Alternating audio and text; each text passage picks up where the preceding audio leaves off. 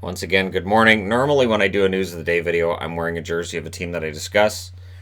I'm not because I really wanted to wear this jersey and I couldn't find an excuse to wear it, so I'm wearing it now.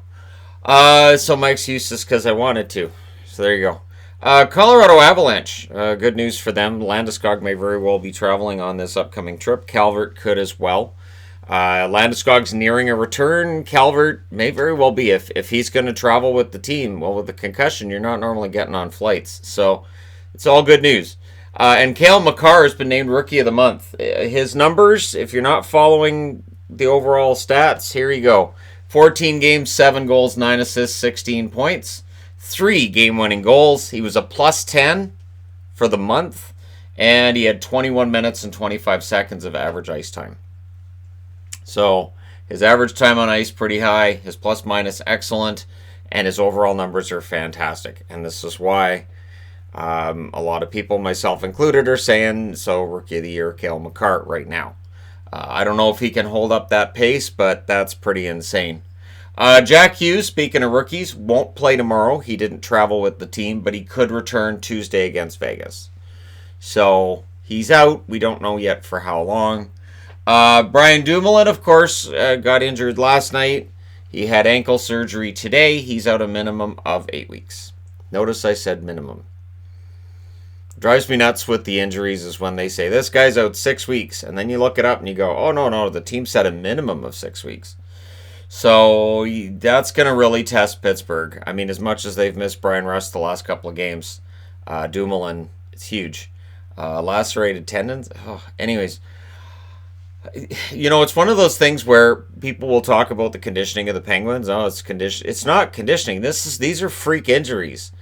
Conditioning to me is when it's all pulled groins and it's tendon not being cut kind of issues, like when it's something that's that you can look at and say, if you'd worked out a little bit harder, that probably wouldn't have happened. I don't see very many of those injuries with Pittsburgh. I really don't. This is just freak injury after freak injury. Patrick Kane has kept his point streak alive, kind of on sketchy grounds. I would say over their last couple of games against Colorado. I only say it because he gets like a point at the end of the game and it's like, all right, he kept his point streak alive. Yeah, kind of. But he's at 15 games, so that's pretty good. It's been over a month since he's gone without a point, and as I've said, I think he would have preferred to win the last couple of games rather than extend his point streak. So Kane's having an excellent season for Chicago. Chicago themselves, not so much. Comrie is staying with the Detroit Red Wings. They've sent Calvin Pickard back to the American League. Pickard's just done at the NHL level, I guess. Teams just say, no, we're not going with this guy, so we're going to bring somebody else in who hasn't played a game this year. We have more faith in him than the guy who's been playing for us in Grand Rapids. It's been strange ever since Vegas picked him up in the expansion draft and then moved him and brought in Subban on waivers rather than keeping him. Pickard just can't hold on to a job at the NHL level. Grace last night took himself out of the game. Said he felt dizzy. Went over, reported it to the coach. Coach said fine, took him out of the game. He's not expected to miss any time, though. So there was some speculation about him feeling sick. Dizzy spell. Could be sign of an illness coming on. I know I've had a flu that'll start with that. I had measles start with that too. Check them for measles. Where I was fine, and then all of a sudden, why am I dizzy? Oh, crap. I was around that kid with the measles. So, yeah, he's not expected to miss any time for the Islanders. Werenski, he hurt himself last night, didn't come back to the game, and he may be out long term with arm or shoulder injury. So, yay, says Columbus, a team that's having a hard time getting any kind of head of steam going in terms of winning games, and that's not going to help. Remember Julius Honka? Remember when he used to play hockey? I remember. And Honka remembers, and he wants to play. He's looking for a trade. He doesn't want to be in Dallas. And I don't think Dallas wants him back either. So his rights may be traded very soon. He wants to play this year, and I don't think there's been a lot of interest in Honka, but with the amount of injuries going on right now, that may change. So he's a restricted free agent. You've got to find somebody who will sign him. I think right now, you could probably have him for the league minimum for the rest of the year. And I would expect that to happen probably relatively soon, considering the amount of injuries we've seen on blue lines. I wouldn't be surprised if Pittsburgh were inquiring right now about Honka, to be honest. Because, again, Pittsburgh suffering through a lot of injuries. Honka, I still think, could develop into a decent enough depth defenseman with the right opportunity. It's just not going to work in Dallas. I don't blame him for wanting out. I don't blame them for wanting him out. It's just not going to work there. There was an interesting article on Sportsnet today that I was reading through on Michael DiPietro, using last year's 7-2 loss against San Jose to improve his game. And you know what? There wasn't a Canuck fan anywhere who bemoaned the appearance that he made or his performance, because he wasn't ready. He comes up from juniors. It's like, all right, you're playing tonight. He found out like a couple hours before the game, I guess. And he got absolutely destroyed in that game, and it was a goaltender who just wasn't ready. So 19-year-old goalie too. So now at the age of 20, he's playing pretty darn well in Utica. And Antoine Roussel, notice I said Antoine this time. He was quoted in the article saying he's very good, and he's been 2-0 since Roussel joined the team on a conditioning stint. And Roussel's going to be up soon, and that's going to create a bit of a log jam on the Canucks roster. But DiPietro is looking forward to the rest of this season and is fine with being in Utica, and he should be, really, honestly.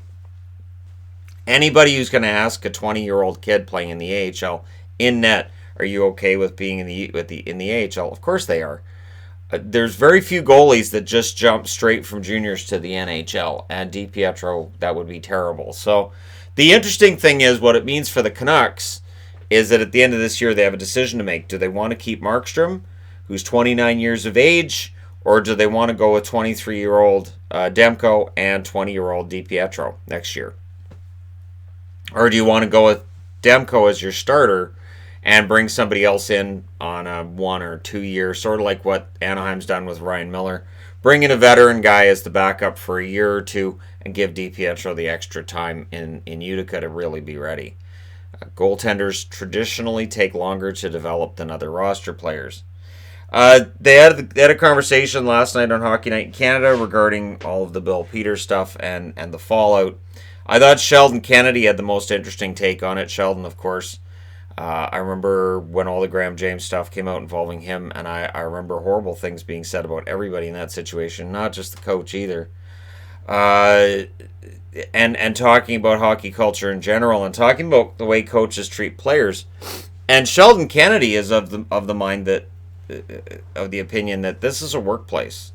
When you're a National Hockey League player and you're dealing with your coach and you're going through practice and everything, you're at work.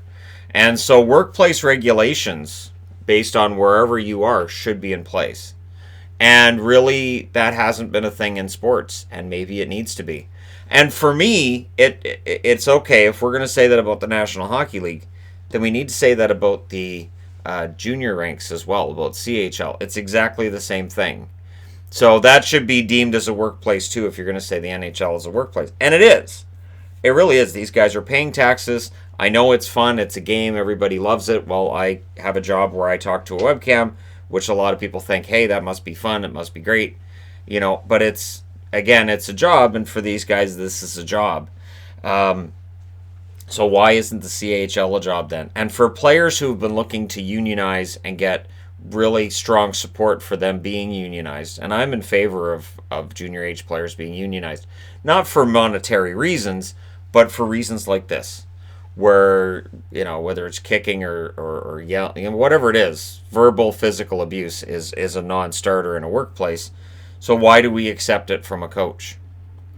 And when I see people saying, oh, so a coach smacks a guy or kicks a guy, that's pretty crappy coaching. That's something that would not be acceptable in a workplace. I've seen many bosses and many jobs I've had where they would love to smack the taste out of the mouth of somebody that they're dealing with, but they don't. Because you can't. That's not how it works in a workplace.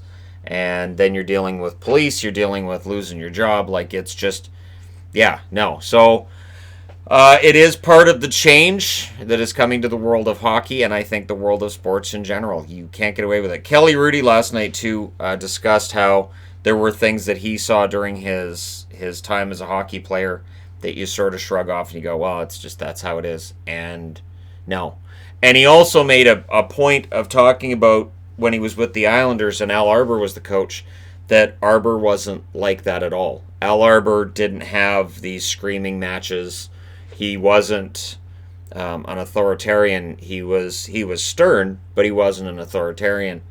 And so we're going to go through a stage here where hockey's gonna adjust. Apparently Ken Hitchcock came out and said they're gonna come for us all.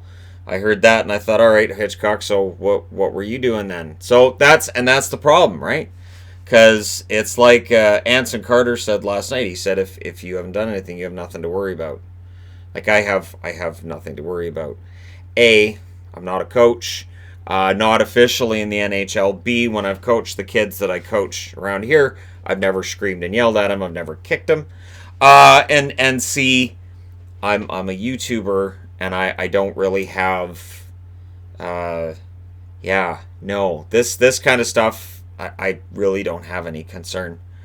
I'm really kind of shocked at what we say is okay. I'm kind of shocked at what people say. That's fine. That's fine. It's no big deal. So somebody gives you a swift kick. Well, can the player stand up and punch the coach? No. All right. Well, that's because that's going to be your reaction. Is you want to get up and hit the guy back. And that's got to go. So the NHL, to me, yes, is a workplace. I agree with Sheldon Kennedy on that. They need a code of conduct that coaches abide by, and I think we'll see that.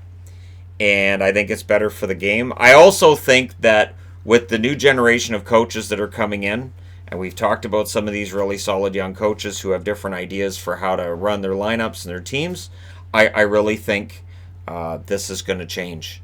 I think it's already started to change, and I think it's going to change even more. And I think we'll see that trickle down to junior levels as well. And that's the question I have. Is the CHL a workplace as well? Because a lot of the kids in the CHL are never going to get anywhere near a National Hockey League job. But you know what? They take the same risk of injury. They deal with a lot of the same crap when it comes to what they're dealing with their coaches. Like it is to me, it's kind of a job. And the amount of hours that are put in by these kids, by their parents, whether it's through their skating lessons, speed skating, figure skating, whether it's getting up at 4 a.m. to go to practice, whether it's driving all the way across the country for tournaments, whatever it is, knowing that your kid's gone for 4 months to live with billets because they're chasing a dream and because they're playing junior hockey. None of this to me sounds like just a fun, casual kind of game like we have meetups around here. It's not. It's to me that sounds like a job. That sounds like somebody who's pursuing a career, and because they are. And so yeah, I think there needs to be some more rules in place than what we've seen to this date. Things are changing. Let me know your thoughts in the comment section below as always. Don't forget to hit like and subscribe if you're browsing your way through. You just happened upon this video. Thank you guys so much for watching, for all your support. I will talk to you again soon.